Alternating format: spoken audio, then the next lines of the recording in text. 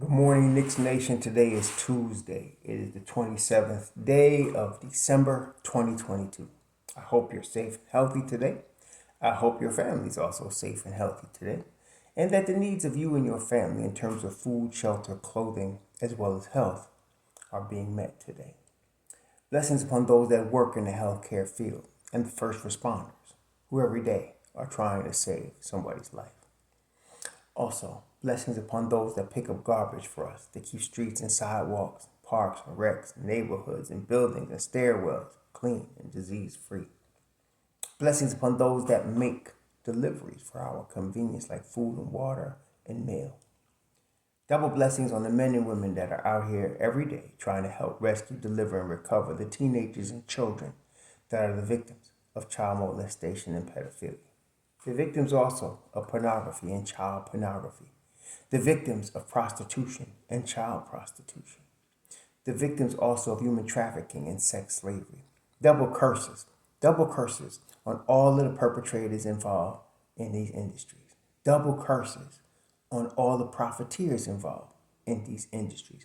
Double curses on all the perverts involved in these industries. Finally, blessings upon the homeless. There are nearly 600,000 men, women, and mostly children that live on the streets in the United States, even in December. There are millions around the world in similar or worse conditions, and blessings upon all of them, especially the children, for theirs is the kingdom. The Knicks should be in Dallas right now because tonight they're scheduled to play a basketball game in Dallas against the Mavericks. Right now, the Knicks, as we know, have lost three straight. We talked about the possible reasons why. It amazes me how when the Knicks win an eight straight, you don't hear nothing from certain people. And then all of a sudden they lose three straight and everybody comes out about how everything was always bad and Thibs we ought to know and blah, blah, blah, blah, blah, blah, blah. Some of y'all are real pathetic, man. I guess you're going to get that contingent in every large crowd. But for the night's game, the Mavericks are Kemba Walker, who just joined them, is questionable. What else? A knee issue. Josh Green is out because of his elbow, and of course Frank Ntilikina is questionable also because of his knee issue. I'm surprised it's not his groin. And then there's Dorian Finney-Smith, an important piece. He's out also because of his hip. Max Kleber is out also, torn right hamstring. It sounds like he's going to be out for a minute, torn right hamstring. So that's who Dallas is going to be missing today. They're of course going to have Luka Doncic, and that's the main dude. They got Luka. They could beat anybody with any of five other guys. So they're all. It's interesting. The Knicks and Dallas are both 18 and 16 after 34 games. So somebody's going to leave 19 and 16, and somebody's going to be 18 and 17 after tonight. The Knicks have Jalen Brunson. They list him as questionable because of his hip. As we remember, he had to leave the last game early because of the hip. I don't know. I know that I don't know what's going on as far as the severity of the injury. I know that both him and Julius Randle, for different reasons, have incentive to play tonight in Dallas. Julius Randle always performs well in his hometown, but he's been performing well anyway. For the since the winning streak, he has been performing extremely well. Even before that, really, but he's really come into his stride since the winning streak. To be missing Brunson tonight would be big, for a couple of reasons. Number one, he's now getting used to being New York's full-time point guard and leader. And the Knicks are getting used to him being that. So everybody is, and when you take that away suddenly because of an injury, it throws off the rhythm of the team. So that would be difficult. Secondly, you have, as your backups, you have, you're going to see more, you will see Derrick Rose because you're going to see quickly, you're going to see Deuce, and you would see Derrick Rose. As far as the minutes, we talked about that. I don't know what Thibs would do in terms of minutes today. Like I said, to me, the 3-game slide is directly correlated with the reduction in Deuce McBride's minutes. And the increase of our opponent's 3-point field goal percentage is also a direct result of reduction in Deuce McBride's minutes. So I don't know if Thibs sees that yet. I don't know. Maybe he sees something that I don't see, and you maybe some of you don't see, and that's possible. But from where I sit, I think that's pretty much the issue. I don't know if Deuce, and I noticed it last game especially. Deuce especially wasn't trying to shoot the last game, and if you've been watching Deuce McBride as long as I've been watching him since West Virginia, he's never scared.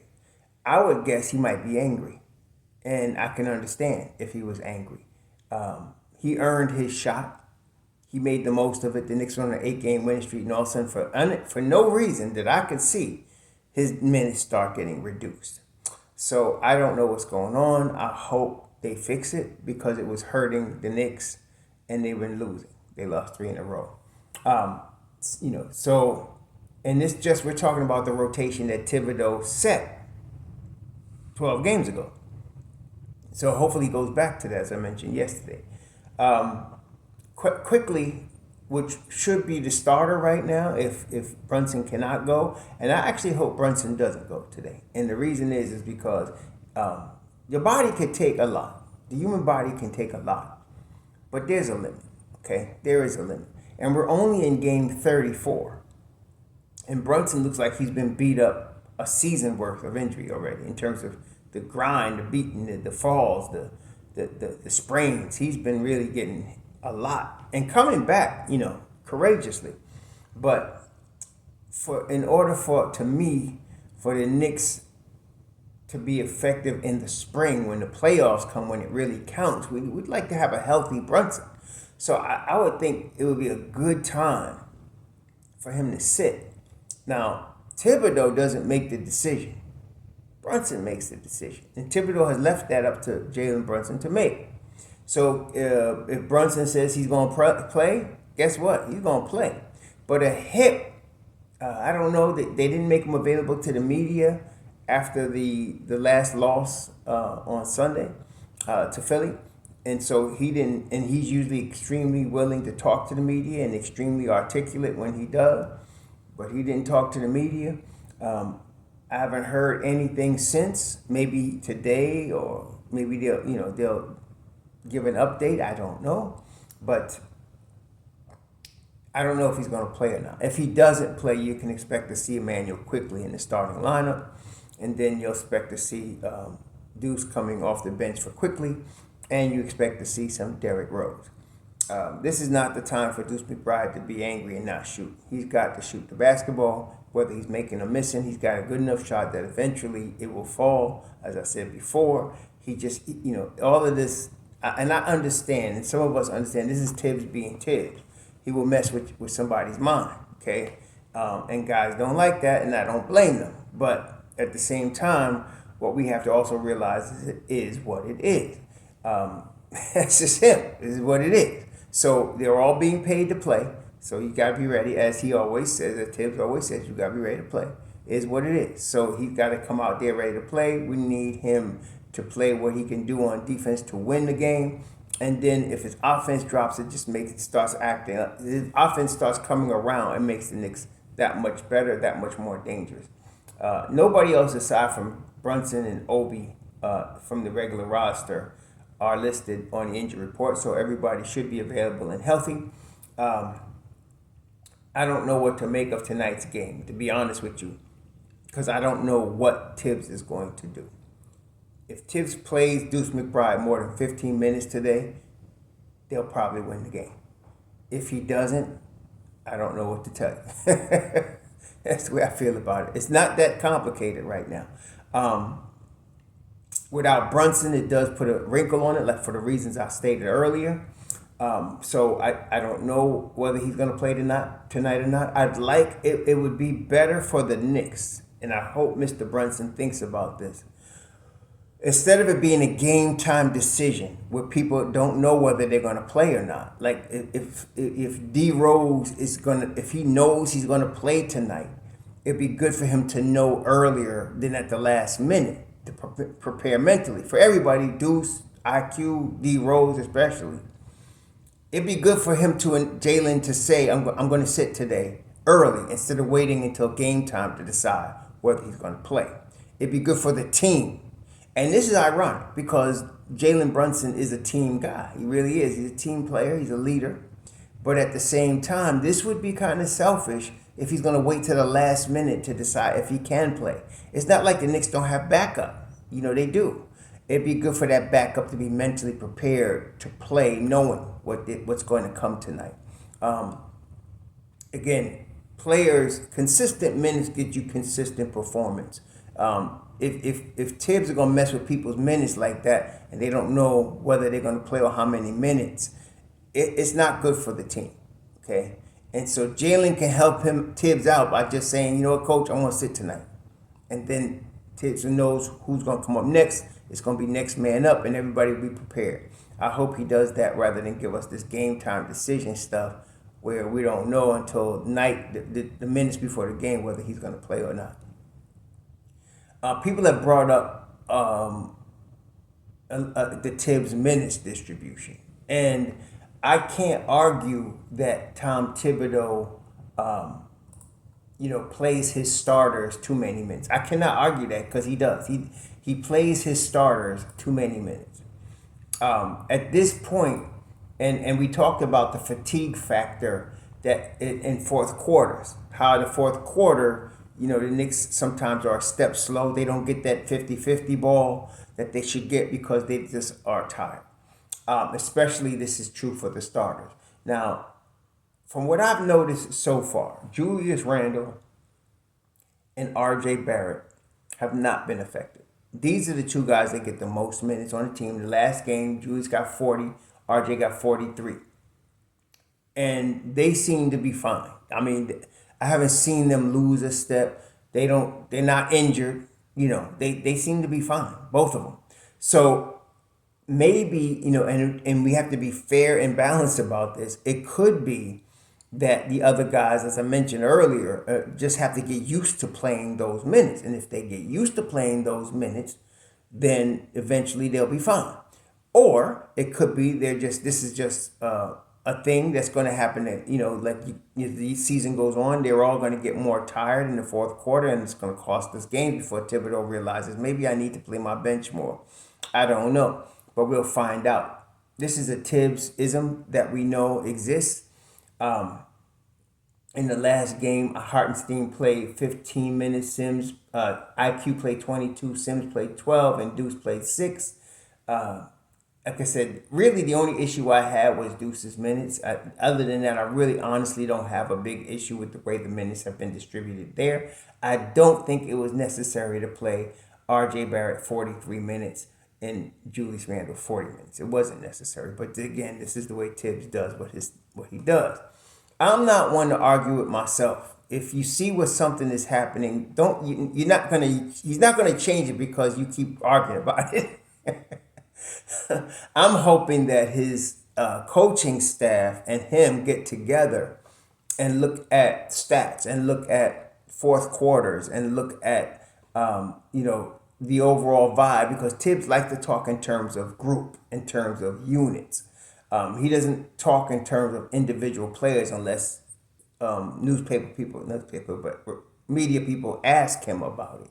But he normally likes to talk in terms of group, in terms of performance as a unit.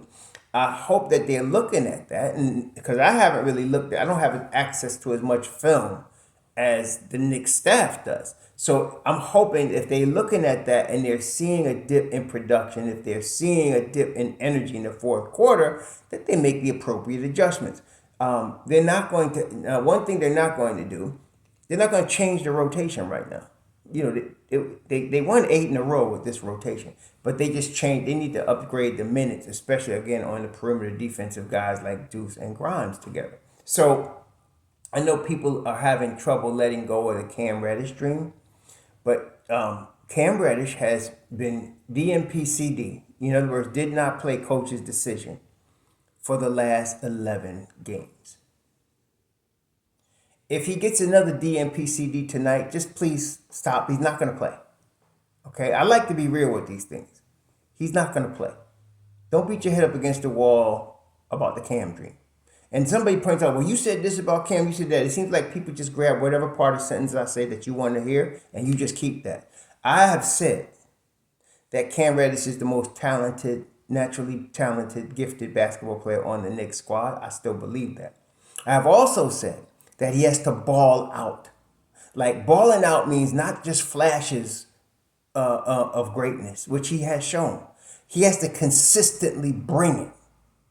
He has to actually be head and shoulders above everybody. He has been good, really good with his length for the most part in on ball defense. Obviously, he's been really good. You can put him on anybody on all ball defense. But from what I saw from the brother's video, he is very bad in terms of IQ on defense and in terms of being lost in team defense. You can't afford that. I'm sorry. You can't. Okay? So that's been a problem.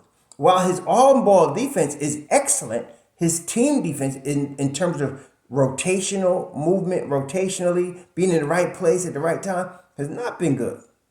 It's what it is. And offensively, sometimes he just falls asleep. Sometimes you don't even know he's out there. Okay? With a guy that talented, you know, put it this way. Ben Mathurin comes off the bench for Indiana.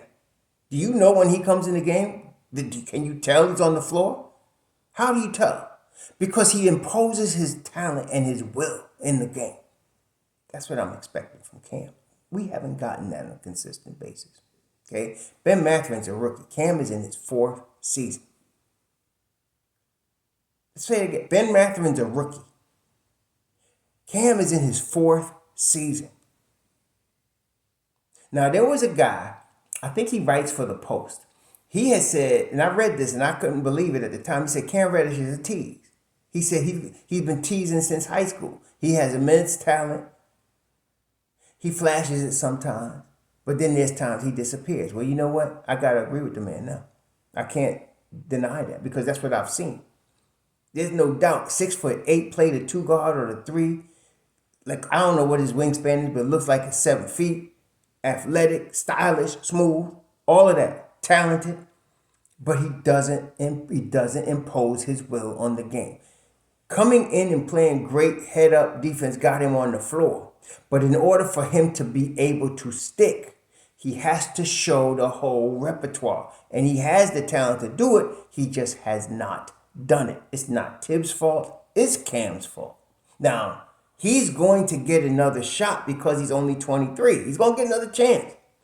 But when you see Thibs shorten the rotation to 9 guys and they win 8 straight, he's not going to just change that because they done lost 3 straight. You should know that by now. He's not going to do that. So if Cam doesn't play tonight, it's over. It'll be 12 straight, 12. It'll be 12 straight games. You know, DNP-CD. You can forget it. And the best opportunity to have played him would have been the game that Rose came off the bench. When you had Rose coming off the bench, okay? That'd have been a good time to play Cam. But he didn't. He played Rose. That shows you what you're going to do, okay? I guess some of y'all just need to be frustrated for your life to go on. Okay, but I don't like wasting my life forces on stuff that, you know, is not real. This guy's sitting. His next thing is a ticket out of town. He's going to be on another team. The only thing is, probably the Knicks are trying to wait to see what they can get for him because he is talented.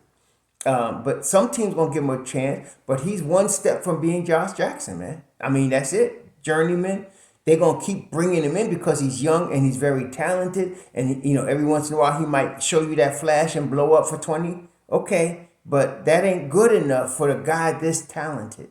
Okay, and so the NBA, the league is competitive, baby. I mean, you got to be ready to play. You got to be ready to show out. It is what it is. Okay, so there you go. Yeah, and some of y'all still whining for Fournier. I mean, I know there's fans of every player. I get it. I was a Frank Ntilikina fan when he was in New York, but I learned Frank was too injury prone to me. To me, I saw his defensive and ability. To me, was off the chart, and of course, I thought he could be better offensively with some more confidence. But every time he got his shot, He hurt himself. He's hurt tonight. So if you can't stay healthy, again, if you can't stay available, your talent don't mean nothing. Okay? So with Cam, he has the groin issue this year. He came in the shape of his life. He's gonna have to get it on another team though. It's not gonna be on the Knicks. Okay? Just face that. I'm sorry. It's over. Okay? But Fournier ain't playing.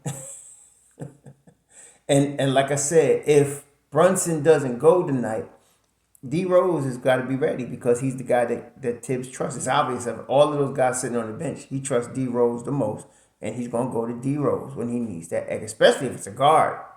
If you're missing Brunson, D Rose is the guy he's gonna bring up. And I'm not saying that because it's my favorite guy to bring up. I'm just going by what I have observed. He bring D Rose on in. Okay. I just hope he plays Deuce McBride more minutes than he plays Derrick Rose tonight, if you want to win. Okay, because to me, the perimeter defense has been the biggest weakness in the last 3 losses. So that and the fatigue factor in the fourth quarter, which we all have seen. So I don't think we can do anything about Thibs in terms of the fatigue. Like I said, I hope him and his coach staff sit down, maybe and it doesn't have to be major adjustments, just slight adjustments. Like I said, you give McBride from 6 minutes to 20 minutes or 18 minutes, that'll be a big difference in the game outcome. So that's a slight adjustment that they need to make. No major shakeup or change. But we'll see tonight. Especially playing against Luka. So Luka can kill you, obviously. He's one of those studs. He's an assassin. He's a superstar. He's in the top 5 running for MVP this year. And so, yeah, you got to be ready to play against him. And then, of course, we know Tim Hardaway Jr. is liable to go crazy. We know that in New York, right? He's a second or third option, and as a second or third option, he is tremendous.